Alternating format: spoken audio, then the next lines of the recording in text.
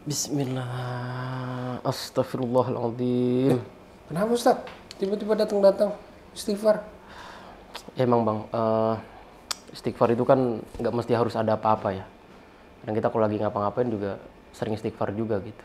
Oh gitu. Boleh, jadi nggak ada alokasi kejadian khusus atau apa gitu Ustaz? Enggak, emang orang muslim itu ya harus banyak istighfar bang.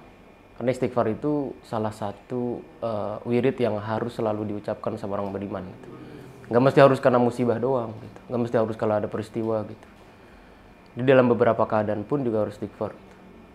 Karena dari istighfar itu Allah itu meninggikan derajat orang-orang yang rendah menjadi mulia, dan Allah juga meninggikan orang-orang yang penuh dengan kekurangan menjadi kesempurnaan gitu. Itu dari istighfar itu. Dari istighfar aja. Dari Ustaz? istighfar itu bang. Makanya nggak heran ya kata Nabi SAW itu tuba liman wajada fi sahifatihi istighfarun katsiran gitu. Sungguh beruntung orang yang mendapati di catatan amalnya nanti ketika dikasih sama Allah itu dalamnya itu penuh dengan istighfar gitu. Setiap hari istighfar, dimanapun istighfar. Jadi nggak mesti harus habis sholat doang gitu. Kadang orang habis nunggu atau lagi di jalan, nunggu lampu merah gitu. Gue lagi nunggu angkot misalnya. Nunggu Ustaz, ya. angkot gitu. Lagi apain gitu. Dia lagi diem daripada bengong kan. Dia kan istighfar gitu. Istighfar, astagfirullah, astagfirullah. Karena istighfar ini bang, dia salah satu dari kalimat yang nanti bisa bukan menyempurnakan ya, tapi bisa menyelamatkan orang-orang beriman di akhirat kelak gitu. Kata Nabi SAW itu, man ahabba an tasurruhu sahifatuhu, barang siapa yang dia itu ingin catatan amalnya nanti, kan di akhirat itu kan orang dapat catatan amal nanti. Iya, buku. Ada yang dikasihnya tuh di depan, ada yang dikasih di belakang, ada yang dikasih di kiri gitu. Nah ketika catatan amal ini bisa dikasih di depan itu, dan begitu dibuka ternyata membahagiakan, itu kata Nabi, falyuktsir fiha minal istighfar. Maka kita itu diminta untuk memperbanyak istighfar gitu. Bayangkan ya, wong Nabi itu, Nabi kan sudah mendapatkan jaminan surga dia. Iya. Orang yang pertama kali nanti masuk ke surga, dosa-dosanya diampuni yang telah datang dan yang telah lalu gitu. Tapi itu membuat Nabi SAW itu nggak pernah lalai gitu. Dia selalu istighfar. Bahkan dalam hadis Bukhari itu, Nabi SAW itu nggak pernah kurang dari 70 kali. Gini bang, kalau kita habis sholat itu, ngucap istighfar 10 kali, Ya 33 biasanya. 33, Iya. itu pun nggak istighfar kan? Tasbih, subhanallah, alhamdulillah, sama takbir kan? Artinya kalau kita menyendirikan istighfar gitu, kalau kita habis sholat aja cuma 10 kali, itu 5 waktu aja nggak cukup gitu. Cuma 50. Cuma 50. Nah Nabi SAW itu paling sedikit 70. 70.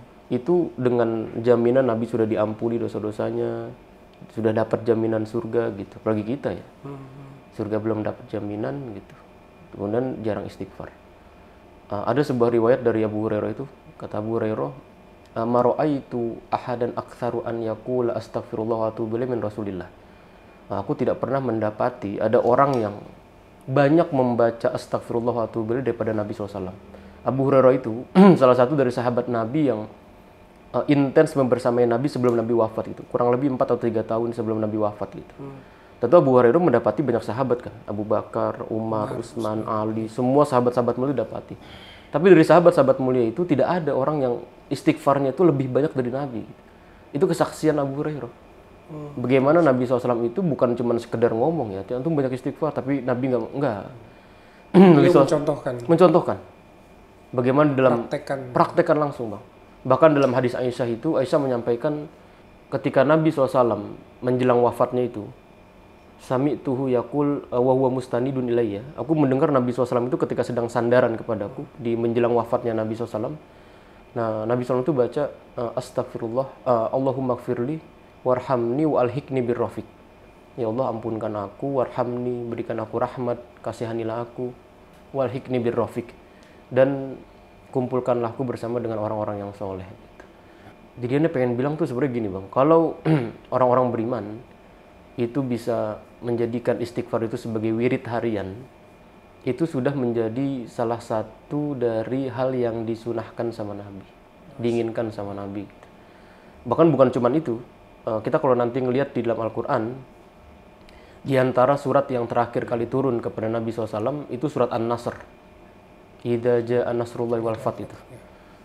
Itu kan surat cuma 3 ayat memang, tapi di rangkaian ayat-ayatnya itu Allah itu minta secara mutlak orang-orang beriman itu untuk beristighfar gitu. Wastaghfir. Nah, ya kan? Ya idza jaa nasrul fath wa ra'aitan nas yadkhuluna fi dinillahi afwaja fasabbih bihamdi rabbika wastaghfir.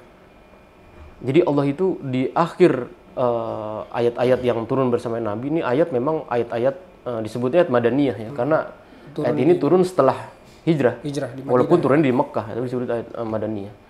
Karena di dalamnya itu Allah tuh mengatakan, ya Muhammad, ya nih sudah 23 tahun ini antum berdakwah, di mana semua yang antum dapatkan itu merupakan taufik dan pemberian dari Allah. Maka fasabbih, bertasbihlah antum kepada Allah, wastaghfir. Antum juga beristighfar gitu. Jadi perintah istighfar itu sebenarnya bukan cuma perintah dari Nabi gitu, bukan cuma sunnah, tapi itu bahkan kewajiban yang Allah minta kepada orang-orang beriman gitu. Tentang istighfar itu. Karena istighfar ini subhanallah, kalimatnya sederhana gitu. Tapi banyak orang-orang itu yang melalaikan, dia enggak lisan-lisan itu kadang dia lebih seneng bengong gitu. Iya. Lebih seneng bengong daripada dia berucap zikir. Karena mereka menyangka bahwa istighfar itu cuma dibaca ketika habis sholat. Atau dalam keadaan tertentu. Dalam keadaan ada tertentu, musibah atau lagi apa musibah, tertentu baru dibaca istighfar. Padahal kalau kita lagi bengong, lagi nungguin, lagi ada istighfar aja gitu. Padahal dahsyat ya. Efek dari istighfar itu sekali dahsyat. Dasar sekali bang, dasar sekali. Anda pernah baca sebuah riwayat itu bang, di dalam tafsir Al-Qurtubi. Imam Qurtubi itu menyebutkan tentang sebuah riwayat dari Ibnu Sobih. Ibnu Sobih itu salah satu dari muridnya Imam Hasan Al-Basri. Nah, Ibnu Sobih itu pernah menyampaikan banyak orang-orang itu di majelis Imam Hasan Al-Basri setelah pengajian itu datang gitu, untuk ngadu, ngeluh dan sebagainya gitu. Dalam pandangan Ibnu Sobih itu banyak orang yang datang kepada Imam Hasan Al-Basri. Hasan Al-Basri itu salah satu dari kibarut tabi'in ya, ulamanya tabi'in ya. Tabi'in banyak tapi ya ini salah satu ulama besarnya Hasan Al-Basri. Pentolannya. Ilmunya Masya Allah. Nah, banyak orang itu datang tuh ke Hasan Al-Basri. Kata Ibnu Sobih, ada orang datang ke Hasan Al-Basri itu ngadu tentang permasalahannya yang berkaitan dengan kekeringan. Ini panceklik panjang, melanda. Masalah pertaniannya. Enggak, bukan pertanian. Dia nggak turun hujan nih. Kering daerahnya gitu. Kekeringan. Itu ngadunya ke ulama gitu. Dia bilang ke Hasan Al-Basri, Imam nih tempat saya itu nggak ada hujan, kering dan sebagainya. Kata Imam Hasan Al-Basri, istighfirillah gitu. Istighfar kepada Allah. Minta ampun sama Allah, bertaubat. Setelah itu pergi tuh orang pertama tadi tuh. Datang lagi orang berikutnya kan. Orang berikutnya itu ngadu kepada Imam Hasan Al-Basri tentang kemiskinan. Dia hidup selama puluhan tahun tuh hidup dalam kekurangan, susah, miskin dan sebagainya. Dia ngadu ke Imam Hasan Al-Basri, susah Imam dan sebagainya. Kata Imam Hasan Al-Basri, istighfirillah. Istighfar. Mohon ampun sama Allah, banyak istighfar, taubat sama Allah. Kemudian pergi orang ini. Datang orang berikutnya kan. Begitu datang orang ketiga ini mengadukan kepada Imam Hasan Basri tentang hidupnya yang tidak kunjung punya anak. Dia hidup dalam menikah selama puluhan tahun tapi tidak kunjung punya anak. Belum dapat keturunan. Ngadu, kata Imam Hasan Al-Basri, istighfirillah. Istighfar kepada Allah, mohon ampun, bertaubat kepada Allah. Pergi orang tadi itu, Bang. Datang orang yang berikutnya, orang keempat. Dia ngadu kepada Imam Hasan Al-Basri tentang sawahnya yang kering tadi. Yang tadi antum bilang. Dia punya perkebunan tapi kering, nggak ada di sekitar itu perairan gitu. Dia ngadu kepada Imam Hasan Al-Basri. Kata Imam Hasan Al-Basri, ya udah istighfirlah, mohon ampun sama Allah. Akhirnya pergi kan orang itu. Nah, dalam pandangan Ibnu Sobih tadi yang meriwayatkan kisah ini, itu aneh dia, Bang. Kenapa banyak orang datang dengan permasalahan yang berbeda-beda. Empat permasalahan berbeda. Empat masalah beda. Iya. Tapi solusinya cuma satu tuh. Ini kan kalau ulama ngomong kan gitu ya. Dia nggak sembarangan gitu. Kenapa kok solusinya cuma satu, istighfar doang gitu. Maka Ibnu Sobih ini nanya kepada Hasan Al-Basri, "Wah Imam, kenapa kok banyak orang datang mengeluhkan permasalahan berbeda-beda, solusinya cuma satu, istighfar." Kata Imam Hasan Al-Basri, "Maqultu min indi syai'an." Aku tuh solusi itu bukan dari saya gitu. Tapi itu Allah yang bilang langsung. Kemudian Imam Hasan Al-Basri itu membacakan satu surat di dalam surat Nuh, Bang. Kata Imam Hasan Al-Basri, "Faqultu astaghfiru rabbakum innahu kana ghaffara yursilis samaa 'alaikum bidororo wa yumdidukum bi amwal wa banin wa yaj'al lakum jannatin wa yaj'al lakum anhara." Kalimat ini itu sebenarnya kalimatnya Nabi Nuh alaihissalam ketika Nabi Nuh itu berdakwah kepada kaumnya Bani Rasib. sama Allah Subhanahu wa taala direkam kalimat Nabi Nuh. Jadi ini kalimat rayuan Nabi Nuh untuk kaumnya itu beristighfar kepada Allah. Untuk mereka untuk melakukan istighfar. Itu istighfar. Ya. Makanya Nabi Nuh itu mengatakan fakultu istaghfiru rabbakum, antum beristighfar kepada Tuhan kalian. Innahu kana ghaffaro, karena Allah itu yang Maha Ghaffar, yang Maha Pengampun. Dan bukan hanya perintah sebenarnya, Bang. Nabi Nuh di situ itu ngasih manfaat, ngasih tahu manfaat dari istighfar. Kata Nabi Nuh alaihissalam yang Allah rekam dalam surat Nuh itu, yursilis sama alaikum midoror. Dengan istighfar yang antum baca, Allah itu akan menurunkan hujan. Wa yumdidukum bi amwal. Dan dengan istighfar yang antum baca itu, Allah akan ngasih harta.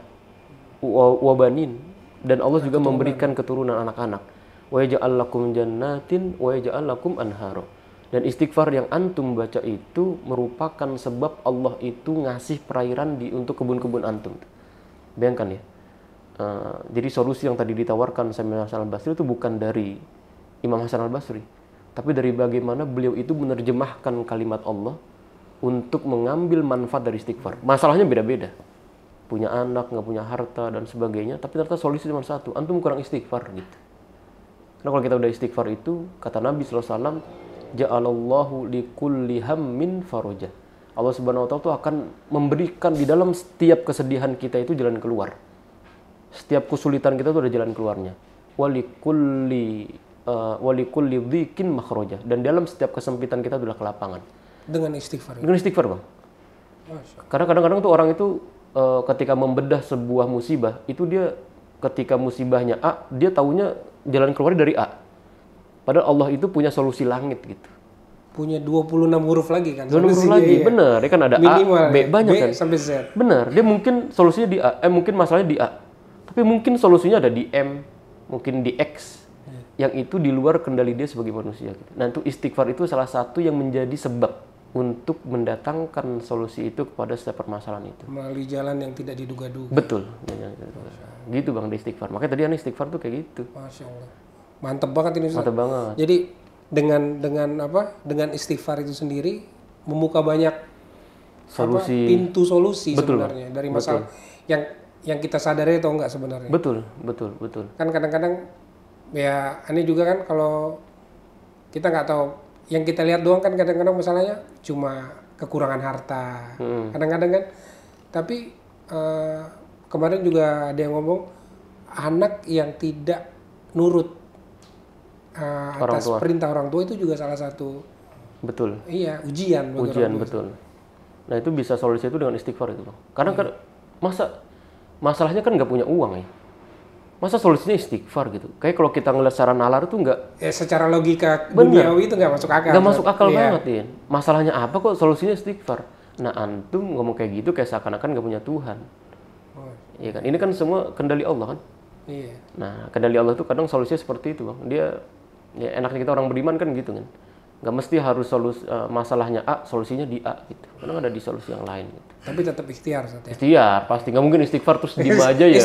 Istighfar duduk oncang-oncang kaki. Enggak gitu ya, Ustaz ya? Bisa kayak gitu Bang, kecuali kalau antum punya kontrakan 18 pintu ya mungkin deh. Tapi kalau kosong percuma kan? Kalau kosong juga percuma ya? Iya. Ya dia tetap ikhtiar, tetap berusaha. Tapi juga jangan lupa banyak istighfar. Kapanpun dan dimanapun kita berada. Gitu Bang. Jazakallahu khairan Ustaz. Terima kasih tadi. Insyaallah ini kita jadi ngobrol panjang lebar nih dari istighfar ini, Bang. Nanti kapan-kapan mampir lagi Ustaz ya? Aman, siap. Nanti ngomongin hal lain ya. Insyaallah, siap. Jazakallahu khairan. Barakallahu fiik. Salam. Nizir, Bang. Assalamualaikum. Waalaikumsalam.